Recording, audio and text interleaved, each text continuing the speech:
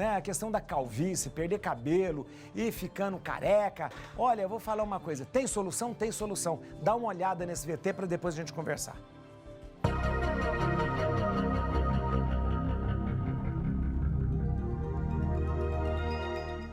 A alopécia androgenética, também conhecida por calvície, é uma das principais causas de perda de cabelo. Ela atinge tanto homens quanto mulheres. Porém, sua prevalência no sexo feminino é relativamente menor. Apesar de não causar riscos à saúde, é um problema que afeta a autoestima de todos. Segundo dados da Sociedade Brasileira do Cabelo, no país, 42 milhões de brasileiros têm calvície. Os tratamentos disponíveis nos dias de hoje baseiam-se na aplicação de apliques, enxertos e os tão desejados transplantes capilares, além das formas medicamentosas. Lembrando que nenhum medicamento leva à cura da calvície, apenas minimizam os sintomas apresentados. Os tratamentos baseados nas técnicas de transplantes apresentam ótimos resultados. Mas essa técnica é segura? Quais os riscos e resultados prováveis? Venha saber um pouco mais sobre esse assunto agora no nosso Papo Reto. Olha aí, gente, a gente vai conversar sobre esse assunto. Eu acho que é um assunto que interessa a todo mundo. E quem vai conversar com a gente hoje, como eu falei, é um dos maiores autoridades hoje no transplantes capilar. É o Dr. Tiago Bianco Leal, ele é especialista em transplantes capilares, graduado em medicina em 2006, especializou-se em cirurgia geral, direcionou sua carreira para a área do transplante capilar, que é uma coisa tão importante hoje. Membro titular do International Society of Hair Restoration Surgery e World Fue Institute, acho que é isso mesmo que fala. Atualmente ele realiza um trabalho pioneiro com gigasseções e grandes restaurações com técnica Fue, né, do qual ele é pioneiro. É um dos especialistas em gigasseções, né, quando a gente fala de densidade extrema. Ele vai explicar tudo isso pra gente que eu não estou entendendo nada. Tornando-se conhecido mundialmente por suas cirurgias. Eu já segui ele no Instagram, depois você segue. É fantástico o trabalho do Dr. Tiago, muito interessante mesmo. Dr. Tiago, muito obrigado pela sua presença, eu agradeço muito, senhor. O senhor é uma pessoa super, hiper ocupada, mas teve, né, o carinho de estar conosco aqui na Rede Vida. Muito obrigado de estar conosco aqui essa tarde. Olá, padre, boa tarde a todos os telespectadores aí. Para mim é uma honra poder participar desse programa aí. Agradeço muito pelo convite. Doutor, a gente tem a alegria de ter o senhor aqui, porque eu sei que o fato da calvície, ele vem de cheio na questão da autoestima das pessoas, no reconhecimento da pessoa por ela mesma, por outras pessoas. Eu queria que o senhor explicasse, só para a primeira pergunta, o que a gente poderia considerar calvície mesmo, que chega e começa a preocupar a pessoa? Tá, em homens, basicamente a gente consegue visualizar, né, áreas com baixa densidade capilar, ou realmente que perderam toda a área capilar, né? Sim. E em mulheres, a gente visualiza a calvície, infelizmente, quando já é um pouco tarde. Então, quando se tem uma perda de quase 40% da quantidade de fios de cabelo, a gente consegue enxergar uma transparência, que é o quê? Começar a observar o couro cabeludo. Por isso que é muito importante um diagnóstico precoce, né, nas duas situações, tanto a calvície em homens quanto em mulheres, porque é uma doença progressiva, é uma doença que não tem cura, né, e somente tem controle. Então, quando se pega a calvície no estágio inicial, é possível controlar, não deixar a piorar. Tá? Porém, quando a gente já pega no estágio mais avançado, quando já existe a área, né, que não tem fios de cabelo, aí realmente a única solução que a gente tem é o transplante capilar. O senhor falou doença, a gente considera a calvície como uma doença, uma patologia, doutor? É uma doença, sim, é uma doença chamada alopecia androgenética, uma doença que ela vem parte de uma herança familiar associado a um fator do próprio indivíduo, né? Por isso que é androgênica, né? E além de ser uma doença dos anexos, né? Porque é uma doença dos fios de cabelo, né? Uhum. Ela também ela causa, né, uma doença do ponto de vista psicológico, né? Sim. E realmente pode levar a depressão, pode levar a quadros de ansiedade extrema, dificuldade de aceitação, né? Então realmente hoje a gente trata ela como uma doença importante até pelas consequências que ela pode trazer à pessoa. É verdade, pelas consequências sociais até que traz. O senhor falou androgenética, então é hereditária, a calvície é hereditária, então? Uma das partes dela é hereditária, por curiosidade, hoje acho que a maioria das pessoas que me seguem aqui já sabem, né? Ela vem da parte materna da família, então ela é carregada pelo cromossomo X. Então, normalmente a pessoa fala, nossa, mas meu pai não tem calvície nenhuma e eu tenho. Mas e o seu avô materno, ele tem calvície? Meu avô materno tem. Então, normalmente a herança vem da família da mãe, tá? E, doutor, a gente identifica a calvície por onde? Por aqui, pelas trás, pela frente? Existe alguma que a gente pode identificar que a gente está perdendo os fios? Existe alguma região? Tem diferentes padrões, né, a calvície masculina. Então, normalmente ela começa realmente nas entradas aqui, mas tem pessoas que já iniciam com uma queda aqui na região da coroa, que a gente chama no vértex, né? Então, o padrão de calvície masculina é o quê? É a queda dos fios dessa região, normalmente começando pela parte frontal, mas nem sempre, tá? No caso das mulheres, já é difusa. Então, é o quê? Toda a região começa a perder volume, tá? A mulher normalmente não fica com aquela área total sem fios, tá? Ela fica com uma calvície difusa, perda de densidade em tudo. Então, o padrão de evolução da masculina e da feminina são diferentes. A do homem normalmente é o quê? Entradas, né, que é o que eu já tenho um pouquinho. Não é por isso que eu estou usando a touquinha, pessoal, que eu acabei de sair do centro cirúrgico, tá? Aqui, o nosso hospital e o meu consultório aqui são juntos, então eu já saí correndo. Fica mais bonito com a touquinha do que se eu tirar, porque eu estou com a touquinha desde as 2 da manhã. Então, começa com as entradinhas, perda do volume de tupete, perda do volume em scalp médio e também perda do volume na região do vértex, que é a coroa. Doutor, e a gente vê que houve uma geração que não existia o medicamento. Hoje a gente vê que a medicina avançou. A gente tem essa coisa da finasterida, que foi uma descoberta, o minoxidil, que isso realmente funciona, não funciona, realmente combate ou não combate? Padre, funciona muito bem no intuito de bloquear a progressão da calvície. Agora, infelizmente, a gente não tem nenhuma medicação que faça voltar a nascer os fios de cabelo. Sim. Então, essas medicações, elas não vão curar a calvície, elas vão simplesmente impedir que ela piore. Realmente, a cura da calvície hoje é feita de forma cirúrgica com o transplante capilar. Isso eu quero falar com o senhor. O que é o transplante capilar mesmo? O transplante, eu conheço o trabalho do senhor, acompanho pela internet, e eu considero hoje a maior autoridade no transplante capilar no Brasil. E eu acho, por causa dos resultados, de tudo aquilo. Né? O que é o transplante capilar, doutor? Então, o transplante capilar, para o pessoal entender, basicamente seria o quê? Uma redistribuição de fios, tá? Eu vi o senhor comentando ali com o colega. Isso. Se daria para tirar de outra pessoa e colocar num outro indivíduo. Infelizmente não dá. Então são transplantes autólogos, ou seja, o tecido doador tem que ser do próprio indivíduo. Então a gente vai trabalhar com uma redistribuição de fios. Essa região lateral e a região da nuca, a gente diz como área doadora. O quê? Tem fios com uma característica um pouquinho diferente que não sofrem a ação da calvície. Então, todas as pessoas que a gente conhece, tá?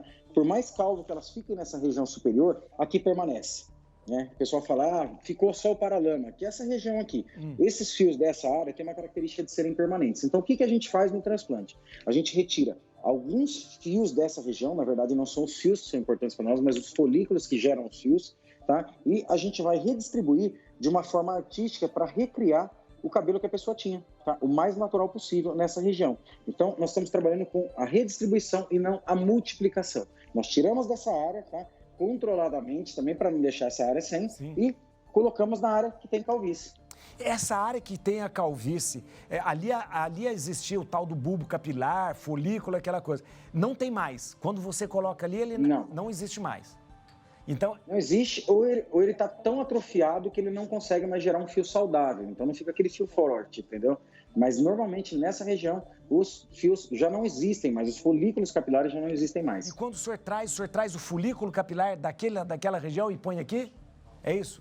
Tem que ser, padre, porque só o fio, né, ele não tem a capacidade de continuar crescendo, é como se fosse só o caule de uma planta, né? A gente precisa da raiz para gerar um novo fio, e fio esse que vai ser permanente, então que vai ser sempre se renovar, que vai crescer, que vai ficar grisalho quando o paciente for mais velho. Então a gente precisa da unidade folicular que gera o fio de cabelo. E depois, se a pessoa já é careca ou calva há muito tempo, esse implante ele vai pegar mesmo tendo essa região há muito tempo já sem o cabelo? Vai, porque aquele tecido, né, é um tecido que recebe um bom suprimento sanguíneo e é um tecido que deveria ter fios, o que tinha no passado, né? Então, é uma região apta. Só para a gente ter uma ideia, então, nós podemos transplantar fios no dorso da nossa mão, porque a gente tem pelos, algumas pessoas têm, porém na palma da mão a gente não pode, porque é uma região que não está apta a receber fios. Interessante, interessante. Doutor... Então não podemos, desculpa, padre, podemos transplantar na sobrancelha, podemos transplantar no rosto, na barba, podemos transplantar nos cílios, então regiões que deveriam ter fios ou que já tiveram, nós podemos transplantar. A gente está mostrando uma foto aqui, que é uma foto do implante, né, que vai pegando... olha essa aí, né, doutor? Eu acho que ele está vendo ali. É o momento do implante, é esse, né? Estou vendo. Esse é o momento do implante.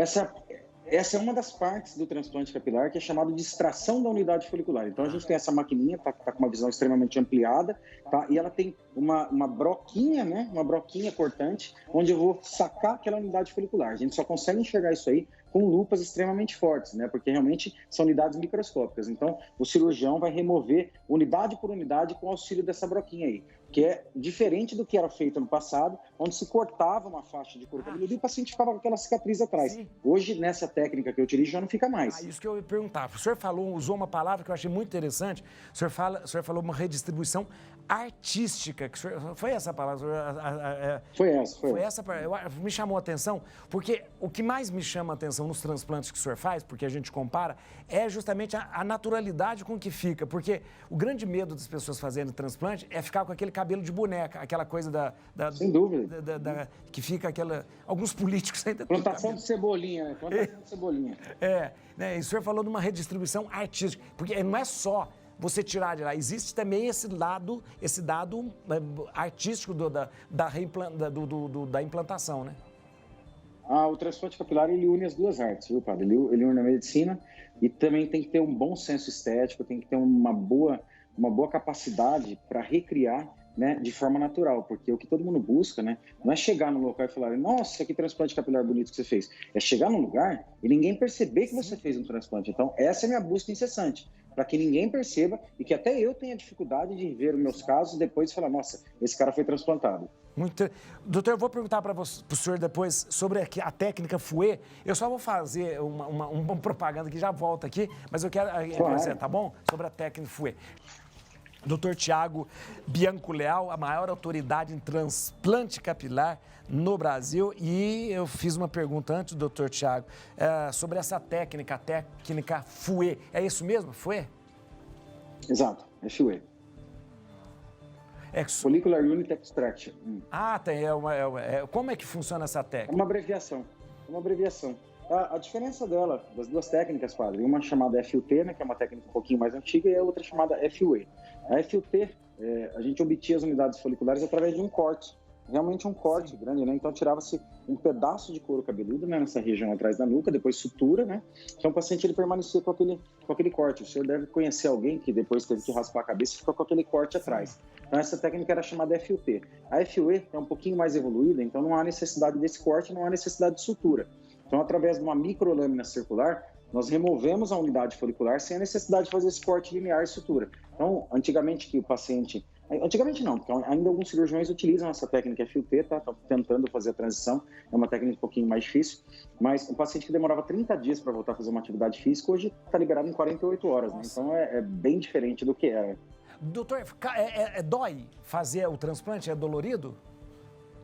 Olha, padre, da forma que a gente faz aqui no nosso Day Hospital, né, nós usamos sedação. Então, é como se o paciente estivesse fazendo uma endoscopia. Tá. Então, ele dorme do início ao fim. Tá. Mas é um procedimento que em alguns locais ainda é feito, tá, sem essa sedação, né, devido a custo, né? Então, sem sedação é um procedimento um pouco desconfortável. A gente precisa ser honesto, tá? Porque envolve anestesia local, né, padre? E a anestesia, não sei se o senhor já tomou, a anestesia, ela por si só, ela dói, né? Ela é para evitar a dor prolongada, mas por si só, ela dói. Então, é um procedimento, quando feito acordado, o paciente ele vai sentir um desconforto, tá? Mas da forma que a gente faz aqui, ele dorme e só acorda realmente quando acaba. Então, é extremamente confortável. Qualquer pessoa pode fazer? Tem alguma restrição, doutor?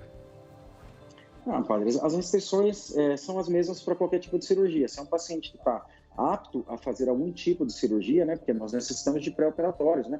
Saber se a saúde do paciente está bem para ser submetido a um procedimento, embora um procedimento de baixo risco, mas pacientes que não têm nenhum tipo de comorbidade, tá?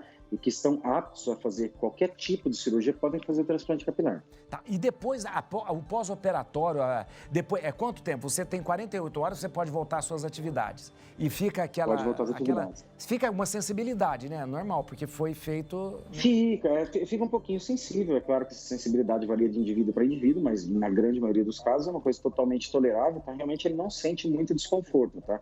A questão é muito mais estética, porque demora uns 7 dias mais ou menos, padre, entre 7 a 10 dias, para que esses folículos eles já tenham se consolidado ali, as casquinhas, como em qualquer ferimento, já tenham se formado e caído, e o aspecto, né, de pós-operatório já esteja um pouquinho mais discreto, entendeu? Então a questão é mais social, mas geralmente em 7 a 10 dias os pacientes eles se apresentam de forma bem tranquila, assim, não tem nenhum tipo de problema. E o pós-operatório, assim, depois que a pessoa fez o transplante, ela precisa fazer o uso de algum medicamento para que esse fio não volte a cair, alguma coisa, ou não? Ele está liberado de usar algum medicamento? Então, padre, pro transplante não há necessidade. Isso aí é uma coisa que a gente explica diariamente para as pessoas, tá? Porque a pessoa fala, nossa, se eu fizer o transplante eu vou ter que tomar finasterida pro resto da minha vida?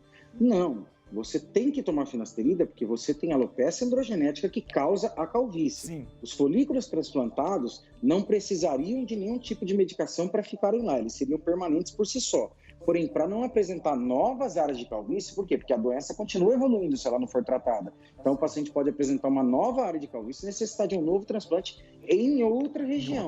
Então, para evitar a progressão em outras áreas, aí a gente medica, mas o tratamento é para calvície e não para o transplante. Sim. Esse aqui, a gente tem uma imagem que esse é o pós-operatório, né? Esse eu achei bonito, Esse é o pós-operatório imediato, acabou de fazer. Acabou de fazer, olha, perfeito ali, muito interessante. Acabou de fazer. E ali, bem delicado, eu acho muito Olha, o senhor fez um desenho ali mesmo, porque a pessoa tem, olha, muito interessante. E olha, a calvície era bem grande ali, né? Bem, a área era bem... Calvície bem extensa, padre, e nesse caso aí eu utilizei uma técnica que eu desenvolvi há algum tempo, que a gente chama de ultradensidade, ou densipacking.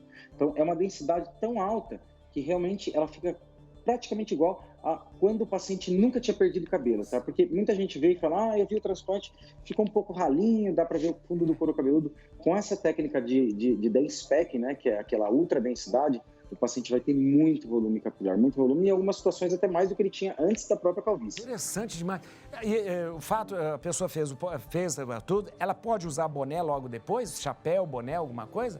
Isso. A gente libera um boné específico, né, padre, no pós-operatório imediato, mas não é nada muito complicado. A gente acha em loja de esportes, que são bonés com filtro solar. Hoje entendi. A grande maioria tem. Aqueles bonés de tactel, essa roupa semelhante um tecido semelhante ao meu, né? Por quê? Para a gente evitar que onde o sol bata, né, a luz ultravioleta, marque a pele, porque todo ferimento que a gente tem em áreas expostas fica mais escurinho. Então é só para evitar, mas o sol não atrapalha o crescimento do folículo, é mais um cuidado estético mesmo, tá? Para evitar que se manche essa região aí. Ô, doutor, a decisão de se está na hora de fazer ou não está na hora de fazer, ela é uma decisão pessoal ou o senhor também pode olhar e falar, olha, agora já tá um pouco demais, ou a pessoa fala, não, acho que não e tal. Como é uma decisão conjunta que se toma? Eu acho que a decisão de fazer, padre, na minha concepção, é muito mais do paciente, tá? Então, no momento que aquilo incomoda ele, então ele fala assim, isso já está me incomodando, isso está me atrapalhando. Então, tem muitas pessoas que deixam de ir à igreja, porque na igreja não se convém com boné ou com chapéu. E essas pessoas não tiram mais o boné ou o chapéu com vergonha de mostrar. Então, quando aquilo está afetando, né, o dia a dia da pessoa, é o momento. Eu acho que a parte do cirurgião é muito mais quando não indicar, né? Isso. Fala assim, ó, no seu caso, eu acho que não vale a pena, porque você não tem uma boa área doadora, ou eu acho que não vale a pena porque você ainda é muito jovem, a sua calvície está começando, a gente não sabe para onde ela vai evoluir, eu prefiro te tratar primeiro para a gente ter certeza que ela não vai piorar mais, tá? E depois nós vamos operar. Então eu acho que o papel do cirurgião é passar orientação, é passar todas as informações, né? E mais assim, não indicar, mas quando o paciente fala, está me incomodando, aí vai do cirurgião e fala, realmente você tem uma boa indicação, nós podemos fazer que nós teremos um bom resultado. Então, esse eu acho que é o papel do cirurgião. Não induzir o paciente. Porque a pessoa pode, de repente, ela tem ela tem um pouquinho só, aí ela já está encanada com aquilo, aí ela quer fazer, né? Eu acho que eu já tô na hora de fazer já. Eu vou lá no... É aí que tá. Eu jamais falaria, padre, acho que o senhor está precisando de um transplante. Mas quando o senhor vem até mim e fala assim, o que você acha dessa entrada? Eu falo, padre, eu acho que a gente deveria tratar primeiro, entendeu? Para não deixar essa calvície do senhor progredir. Vamos estabilizá-la por 6 meses, tá? E depois nós transplantaremos. Senão também nós vamos deixar ela continuar progredindo, né? E depois teremos que fazer mais transplante e nós vamos utilizar essa área doadora toda em pouco tempo. Pronto. Doutor, eu queria agradecer ao senhor. Desculpa ter estendido tanto, mas o senhor é tão... Imagina, é uma lucidez um prazer, tão grande. A maneira do senhor explicar é tão gostosa, tão simpática. Poxa, que bom, eu agradeço. Desculpa de ter, mas eu queria lembrar... Oi? É uma pergunta que o pessoal tá todo mundo interessado aqui. Diga, padre. Cada vez mais jovens estão procurando, estão tendo que para fazer, porque parece que as pessoas estão ficando mais calvas, mais jovens. O que é? É uma alimentação? É estilo de vida? O que é? Olha, padre, eu acho que, assim, a gente não pode generalizar, tá? Mas em pacientes jovens, o que a gente tem visto muito acontecer é o uso de esteroides, padre.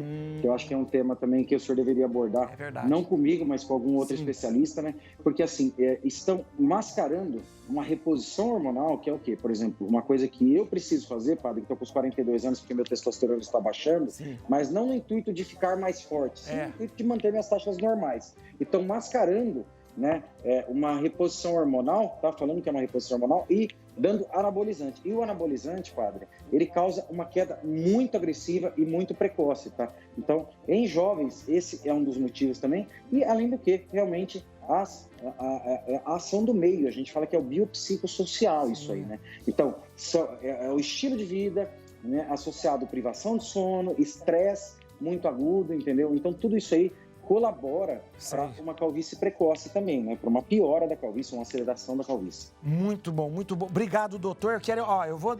É isso, Fábio, é uma honra. Siga o doutor, que no Instagram dele, @Thiago Bianco Leal, Thiago com TH, @Thiago Bianco Leal no Instagram. É fantástico, eu sigo ele lá, é fantástico. Obrigado. Muito bom mesmo. E o site dele, thiagobianco.com.br, Thiago com TH, thiagobianco.com.br. Doutor, muito obrigado mesmo pelos esclarecimentos, pela sua presença aqui. Padre, o senhor poderia me dar uma benção? Não sei se pode fazer isso, o senhor poderia me dar uma benção? Claro que dou, eu dou. Especialmente vou dar uma benção para o senhor. O senhor tem feito bem para tanta gente e tem trazido alegria para tanta gente. A gente diz, às vezes, trazendo de novo a autoestima, isso é tão importante. E hoje, no dia de São Judas, hoje é dia de São Judas, Tadeu, a gente vai pedir que Deus Todo-Poderoso abençoe e santifica, abençoe a clínica, abençoe as pessoas que aí vão, que daí saem, e abençoe sempre, em nome do Pai, do Filho e do Espírito Santo. Amém. Doutor Thiago, muito obrigado, doutor. Muito obrigado, viu? Eu que agradeço, padre. Fiquem com Deus todos aí. Até mais. Que simpatia, sinceramente. Olha, você viu esse negócio de tomar esteroide? Bombadão e careca. Adianta? Fica bombadão e careca? Que é isso, minha filha?